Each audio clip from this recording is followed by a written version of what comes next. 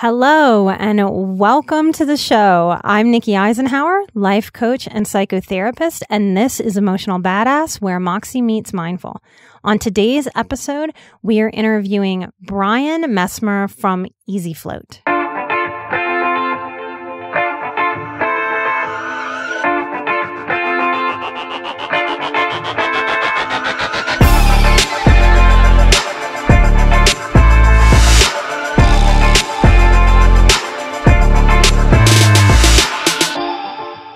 Hi, Brian. Thanks for coming on today. Thanks for having me. I was slow on the cue. It's like 11:30 in the morning here. I should have picked up a little bit faster on saying hello. Yeah, thanks for having me, Nikki. This is super cool. I'm really excited to be here. Good. I'm excited to have you on too. I think it's going to help a lot of our listeners open up to what floating is. And the way that I found you is that I was having a super stressful time, probably about 2 years ago. And Chris and I was like, that's it. We're going to try a float. I've been wanting to do it. And we just got on. It was so easy to book with you. And then we showed up and the floating was amazing. And I saw the little write-up that you had in the Denver Easy Float that talked about how you came to floating. So can you tell our listeners a little bit of your journey to becoming a float entrepreneur? Yeah, absolutely. The write-up you talked about, is that the quote that's in there? Is that yes, floating, that sounds stupid and I'm not going to try that? Yes. That's that's as honest as I can get. I thought floating, can we swear on this program? Oh, as much as you want. What's the language? Oh, all right, I'll control myself. I'll pace myself. I don't swear nearly as much as I used to. We've got a 19-month-old at home and he's like a parrot, so he repeats everything. So I've cleaned up my language a lot. But, back to floating. I heard about it in 2015 from an old college roommate, Kevin. And Kevin's I don't know where he is in the world. He was in my wedding a few years ago in Mexico, and then I haven't seen him since. He's alive. He's somewhere. But Kevin's like, you should go try floating. And I said, no, thanks. That sounds like hippie bullshit, and I'm not going to try it. Mm-hmm. And Kevin's probably feeling chakras, doing the prayer flags thing somewhere in the world right now, and I was like, okay, floating is just another Kevin thing. Total skeptic, wasn't about to try it. He was, no, just go, check out a float tank, tell me what you think. I think it could be a cool business. So I was like, all right, I'll take a look, I'll check it out. I floated. My first float was actually miserable. However, I slept incredible that night. I was like, okay, this is the only thing to help me sleep. And I still deal with insomnia. I can fall asleep, but can't stay asleep. I wake up like clockwork at 3 a.m. And floating is the only thing that made a difference for me in keeping the sleep going. So yeah, I went from massive skeptic, like no thanks, that's another Kevin thing, to okay, let's open up a float shop and see kind of where it goes and where it takes us. So yeah, that was 2015. And then I opened up Easy Float in Denver in 2017 because it was brutal to build, but worth it, super worth it, really cool, and I'm having probably the most fun I've had in my career doing the float business. Very cool. So tell people, give people the lowdown on what it is and how it works. Because I think the concerns people have are that they're going to feel claustrophobic if they're enclosed in it, and they're worried about the gross out factor of this. It seems, before you do it, it seems like you're just going to get in somebody else's dirty bathwater. Yeah, that's gross, and I completely agree with that. And those are literally the number one and two things we hear. First we always hear, is it claustrophobic? And our canned response as an industry is no, floating feels limitless. And then as far as okay, but is it going to be funky? Because I'm actually, I wouldn't say germaphobe. I don't have a phobia, but I'm pretty hygienic. I'm pretty uncomfortable. For instance, I won't go to what am I trying to say? What are the hippies? Where do they go? There's yoga? No, I don't. Well, I don't do yoga just for other reasons. But what are the mineral baths? I won't go to a mineral bath house. I just can't do it. And now, knowing what I know, I can't even get into a hotel hot tub. But I can get into a float tank because it is so much cleaner than any other body of water you've ever gotten it. We use a more robust pool and spa code, basically. So we go off of like how many people are in that pool at one time. It's a 1 person to tank ratio. So right there, you're cleaner than any spa or hot tub or shared water situation. And not only that, we use very beefy filtration in order to turn over every cubic inch of the solution 3.5 times in between every float session. So it's thoroughly cleaned in between every float session too. So sanitation is obviously incredibly important. But yeah, I understand why people's initial reaction to it would be like, no way, that can't be. But it's like, no, it's very, very clean. And on top of that, the concentration of Epsom salt in the solution is like 30%. So it's saltier than the Dead Sea by about 10%. And the reason why it's called the Dead Sea is because nothing can grow in it with that concentration of salt. So we go to conferences, we have like water sanitation experts present on it. The float tank, as long as it's being properly maintained, is cleaner than any other pool or spa you've ever been in. How much salt goes into each tank? Between like 900 and 1,000 pounds Wow. of pure magnesium sulfate. So it's like the good stuff. The Epsom salt is making a huge difference for, sports recovery, muscle and joint recovery, that kind of thing. I mean, you floated, right? And so you're floating it effortlessly. If you push a hand down, it's going to spring back up. Oh yeah, I've loved it. Like one of the things that I liked about trying you first was that it's the open tank. Because I had the fear of feeling a little claustrophobic because I don't like feeling enclosed. I don't like very small spaces. And when I found out that this one was open, I thought, oh, what a perfect way to introduce somebody to floating. Yeah. And honestly, we caught a little bit of flack for that as far as like the industry goes because people wanted sensory deprivation. But now it's like, no, this is intended from the very beginning, from like our origin as far as Easy Float goes. I want to make this available to everyone. I know it's not going to be for everyone, but we're going to make it as approachable as possible for as many people as possible that could benefit from some stress relief and some balance in their life. So that was the whole thought from the very beginning was how do we make this approachable? And when the number one thing you hear is claustrophobic, it's like, yeah, I get why you're concerned, but take a look, see what you think, and maybe it'll work for you, maybe it won't, but at least it'll be something that's an option. So that's kind of the reasoning behind that tank and the design. Well, you're speaking my language because this is why I have a podcast in the first place, because we can't live in these ideals of how things should be ideally. Like we've got to make it accessible.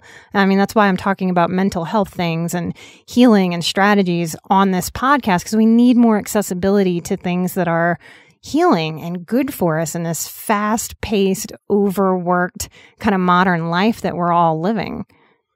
Yeah, no, I can't agree more. I think I read a statistic just a week ago or something that we're scrolling through over 150 feet of content per day. Like that's insane. That's intense. Like there's no reason to try and get that much information, and we're so over inundated with not just that information, but incredibly sophisticated algorithms getting us to convert to consumer. They want us to buy something, and we're just kind of at the mercy of, can you manage your phone addiction? Can you manage unplugging? Can you get away from it? Well, in a float tank, you have no choice but to meditate because we've removed all those distractions. There's a meme or a GIF, I don't know what the difference is, but it's a little image of a person in a float tank that has like an Apple Watch on, illuminating their face, being like, when's this going to be over? And it's like, no, we get it. Like everyone's busy. And if you're too busy to float, then you need to float more than anyone, just so you can shut down, recharge, unplug. So I describe it a lot of times as just like an adult timeout. Like treat this like this is a space that's just for you to be quiet, and no one can text you, no one can email you, no one can, call you, no one can ask anything of you. You get to literally shut down your engine and recharge. And it makes a tremendous difference in how you show up. Well, and I don't know if you've ever thought about it like this, but the drum that I beat a lot is boundaries work. And so to me, like what I'm hearing you say is that we need more boundaries because technology is basically coming after us at this point. Yeah. And we need to enact these boundaries. That adult time out is a boundary. It's a discipline. It's, I need this even when I don't want this, and I need to make myself go do this because it's good for me.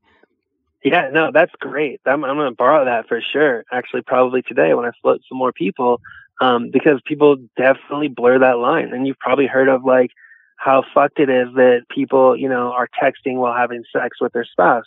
It's like, that's not a joke. That shit happens. Like, that is really weird and really perverted to be like, you allowed technology to cross that boundary into your family's like home.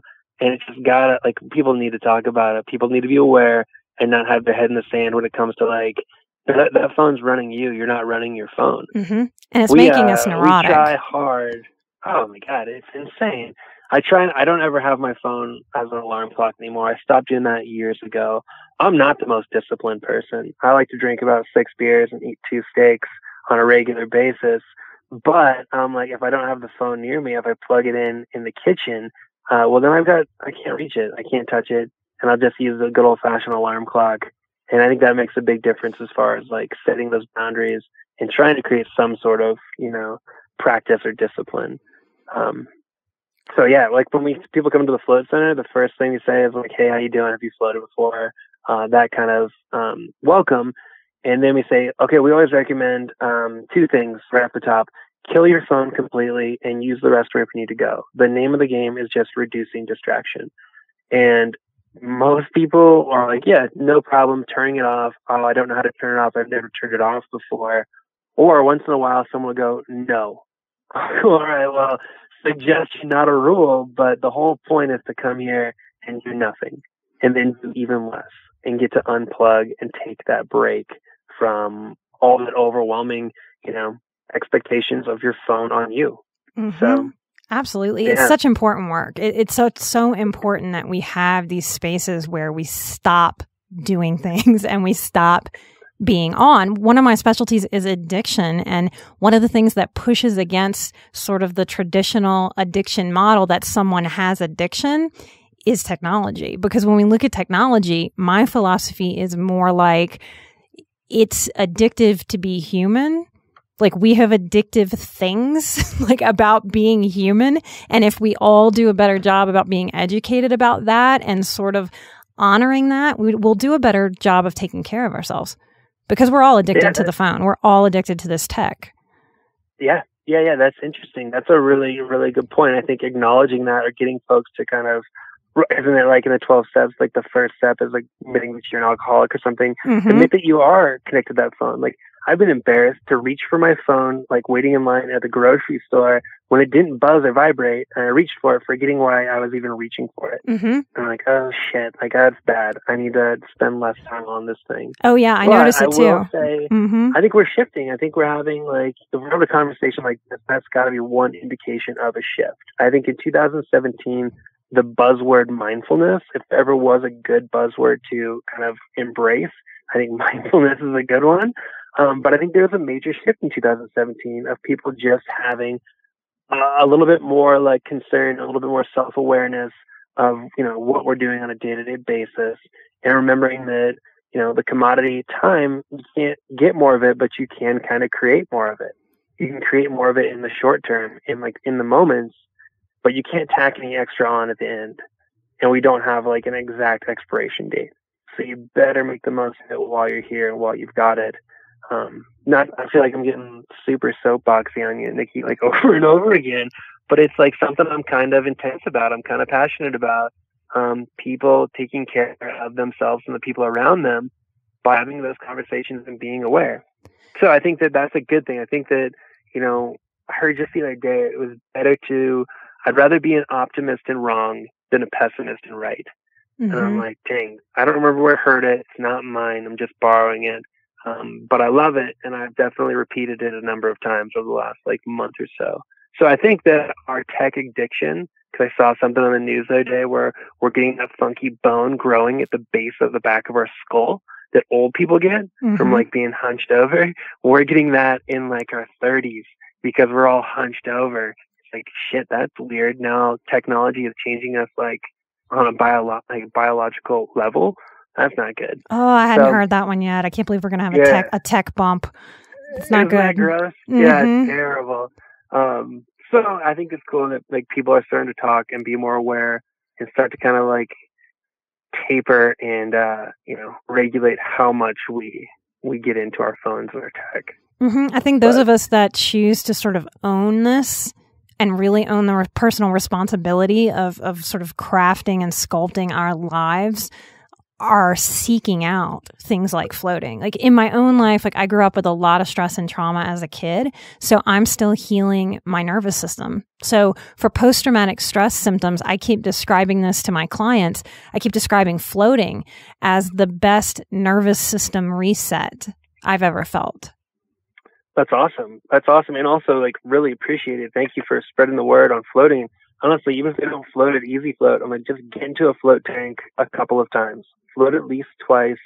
I'd love to have it Easy Float, obviously, but if it's not Easy Float, if you get something closer to you or more convenient, just get into a tank a couple of times and see what it can do for you. It's not going to be for everyone, but yeah, as far as getting into that parasympathetic state and increasing neuroplasticity by being in an altered state of consciousness, you do get the opportunity to kind of become more intentional and a little bit less impulsive. So if you're in recovery from whatever your addiction, it's a positive environment, a good thing for people to, get into that state and start to kind of rework the habits that they want to have and start kind of taking control. Well, and I noticed too, because I bet this keeps people from pulling the trigger and trying this.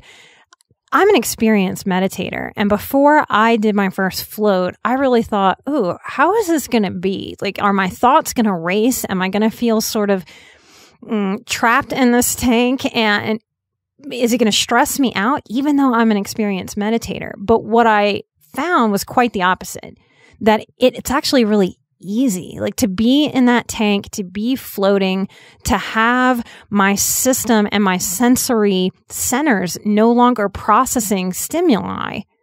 It's like I feel it as if my body said, oh, this is the body's way of meditating, and we don't have to pay attention to anything. And actually, this is the easiest way to slip into a meditative state that you've ever felt.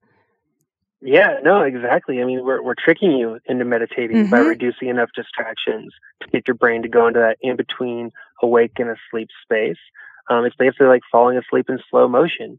And if we can drop you into that theta brainwave and kind of prolong it, keep you there for a little bit, it reduces hyperconnectivity in the brain between the prefrontal cortex and the amygdala. So if we quiet those two regions, it's basically mimicking the effects of an SSRI. So it's like what Prozac does without taking Prozac. And from someone that's was a massive skeptic, I'm terrible at meditating. I don't meditate at all. I know I want to, I know I've tried, but the only way I can meditate is if I'm forced to by getting into a float tank and just having to kind of let the tank do the work. I once in a while, if you're down on South Pearl Street, across the street from us, or across the street from Steam, is a meditation co-op called Mayu. And the owner there, Sierra, she is just amazing. And every once in a while I'll pop in there. Usually when I feel myself get in my truck and start ripping out of the parking lot a little bit too frustrated or a little bit too fast, I'm like, oh shit, I need to slow down. I'll pull back into Mayu, go in there and be like, hey Sierra, can I sit for 5 minutes? And she's like, yeah, you're good. Sit down, put the headphones on, do a guided meditation, kind of take it back to baseline and relax. And that's literally the only way I can float. The only way I can meditate is if I sit down, put on headphones, have someone, at a meditation co-op tell me that I'm okay to, meditate without judging myself for not being good at it and let go. Or I get into a float tank. That's so, wonderful. Yeah, if you're into meditating, you should definitely check out Mayu. She's just amazing. The space is incredible. I think you would dig it. I will pop in there the next time I'm down on Pearl Street. I will definitely pop in there. Cool. If I often play the game, if I controlled everything in the world, and if I controlled everything in the world, when I'm trying to get people to meditate just that 5 minutes a day, because there's so much resistance against it collectively, I would almost want people to float first, so that they can really feel that meditative space sort of organically and get kind of tricked into that meditative state so that they can feel it. And then they kind of know more of what they're looking for when they're outside of the tank. Yeah, that's a great call. It's kind of it's a little bit of a head start. It gives you a little bit kind of 10-point advantage on getting into something that is intimidating and unfamiliar, kind of get a little bit of a jump on it and then get into a meditative kind of spot and then start working through with a Headspace app or something like that into your meditation practice. No, I think that's great. I think that's a really good call. Very cool. And I don't want to end this call before mentioning these two things, because one of the things I really appreciate about your business and your business model is that it's really, really easy to schedule with you. Yeah. Well, that's another barrier to entry, right? I don't want to make this any more obscure or difficult or intimidating for anyone. And that's kind of the whole thought behind the Easy Flow brand, or the concept is, when you show up somewhere, everyone's felt this. If you haven't, then it's really, really weird and rare. But have you ever been somewhere where you don't feel comfortable because fill in the blank? You're not wealthy enough. You're not earthy enough. You're not grounded enough. You're not CrossFit enough. You're not fill in the blank, hip enough. If you're any one of those things and you show up somewhere, you're like, shit, like I'm already like, I don't feel like I fit here. That's a terrible feeling. So it's like, if you go to Easy Flow, it's for everyone. Like you can get there. It's very much intentionally vague. Like I want it to feel first clean and warm and welcoming, but also just for anyone that comes to the door. Because we have a very broad spectrum as far as members go. We've got everyone from like, people with war-torn PTSD type of situation. We've got people that are, fibromyalgia and rheumatoid arthritis, real ambiguous autoimmune folks. We've got pro athletes. We've got new parents. We've got, students and grad students and medical professionals, all the way to like the high-level executives that are looking for some way to kind of return balance to their life. So it really is, designed and intended to be for anyone and for everyone. So, and yeah, barrier to entry. It's easy. Just go to easyflow.com, click on booking, and you're there. Well, and let's name this too before we end this call. The recommendation is to do this naked, and that weirds people out. Can you talk about that a little bit? Yeah. You're not naked with anyone else. You're naked by yourself. And the thought is to we want to reduce distractions. So a swimsuit can be something that's just brushing up against you. So we kind of want you to kind of forget where you start and stop and where the float solution begins. And so if we can take away that distraction, that's good. Also, the swimsuit thing we're very intense about how clean everything is. And sometimes, if you're going to go float the South Platte and then hop into a float tank, that's bad. That's bad news for us. So swimsuits can be funky. We prefer to just have the person and nothing else into the tank, just because they're that hyper intense about cleanliness. That said, if you're really bashful, even when you're in, the bathroom or the whatever by yourself, or you're in a float room by yourself entirely, you can wear a swimsuit. That's fine. Just make sure it's washed thoroughly. But we wouldn't stop you. I'm so glad to hear you say that, because a lot of the people that listen to the show, a lot of the people that I work with are recovering from childhood sexual abuse. And sometimes the vulnerability of just stripping down, even though in our headspace we might know this is completely safe and this is okay, that might be the barrier. And I don't want anyone who is listening to this who's thinking, ooh, this might be good for me, to not try it because they're scared of that. So I want to just really name it as clearly as I can, that there is permission for you to be covered up and try a float and kind of do this in gradual stages the way that you need to, so that you can start to experience the benefits of this beautiful practice of floating. I cannot put it better than that. That's sincerely, it'll bring me to tears thinking about it and talking about it, and how critical it is that if someone has experienced any kind of trauma, whatever unfortunate way it came about, you're welcome. You're good. You can come here. You can be here. You don't have to, that's it. You're welcome. It's everyone's welcome. It's all good. So, please don't be intimidated. It's not a big deal. You're just taking a break. Oh yeah. I definitely cried the first time I left the float center. It's going to make me cry now because it's such to find something that really soothes you, that isn't take a pill and how sick our healthcare is. It's just so powerful, and it's so wonderful, and it's so needed. So I think I left, I might have even hugged the girl that was working and thanked her. Yeah. And I mean, as far as non-pharmacological, options, I think floating is, obviously in the top 3. I believe in it. I'm a little biased. But that said, I also, if someone's on Lexapro, or in our house we called it Lexachill, or whatever it is that you're taking, that's fine too. Don't judge yourself. There's nothing embarrassing about taking care of yourself. That's right. do other things. Find your workup, find your recipe for living happy and balanced, and don't be embarrassed. If you're on Lucky Chill, nothing wrong with that. Honestly, like, it's incredibly admirable to do something like that and take care of yourself and believe that, you know, you can do more. But yeah, I mean, as far as like the float practice goes, God, I'll choke up because this morning, I'll share one more story and then I'll let you go. I think you probably want to get back to your day. But yeah, this morning we didn't have any floats booked here in Bend, and a phone call came in from this woman, and she goes, "Hey, like, can I come in? Like, I had a very, very serious car accident. You know, it was a while ago, but I've had horrible concussion, and you know, I've been working through it." And she's like, "I just can't even function. Like, I'm not well. Can I?" I'm like, "Yeah, you know, come in right now. Like, we'll accommodate. We'll figure this out. We'll make it work."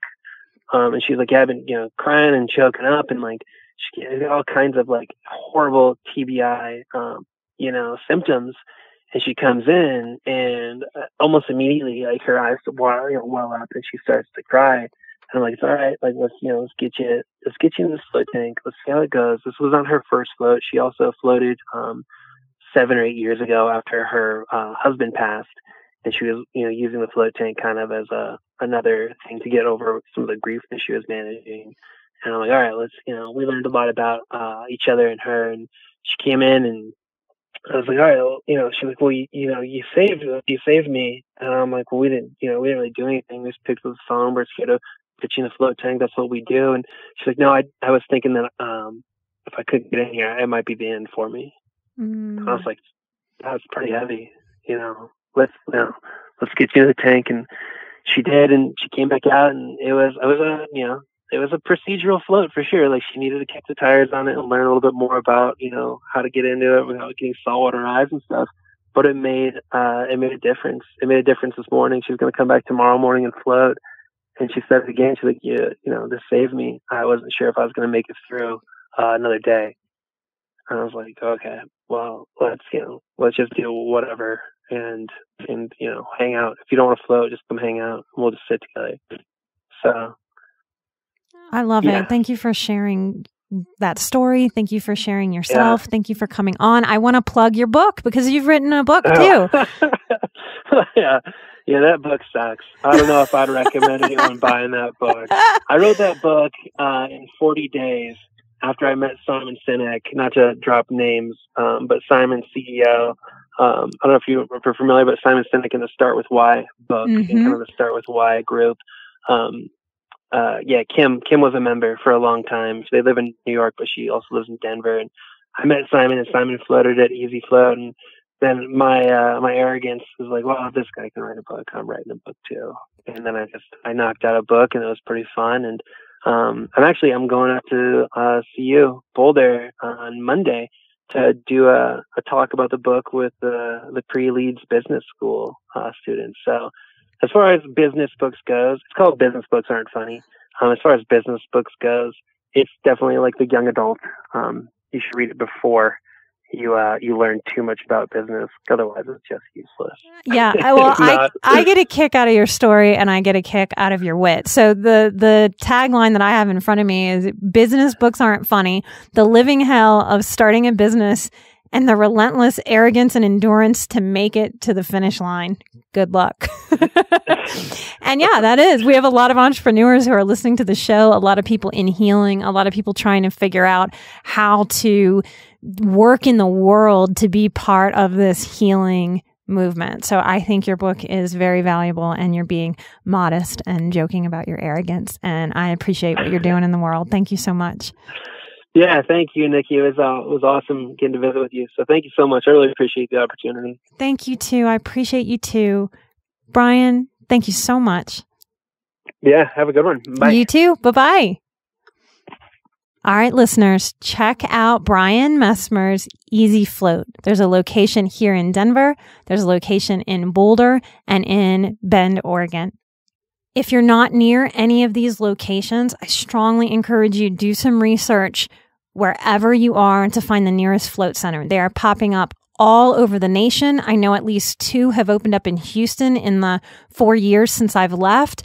Check out where these centers are. It's also one of the most affordable ways to do your self-care. I believe that floats cost between $45 and $75 for 90 minutes. So that's a better price point than a 90-minute massage. So go seek out this work. There are always Groupons and tons of ways to figure out how to get this into your self-care. Brian generously offered a code to our listeners so that you can experience your very first float at half price. To get that deal at Easy Float here in Denver, use code BADASS. Schedule your float now and take care of yourself as you say goodbye to this year. I am an emotional badass. Brian is an emotional badass. You are an emotional badass. And together, we are where Moxie meets mindful. Go float, and I'll see y'all next time. Bye-bye.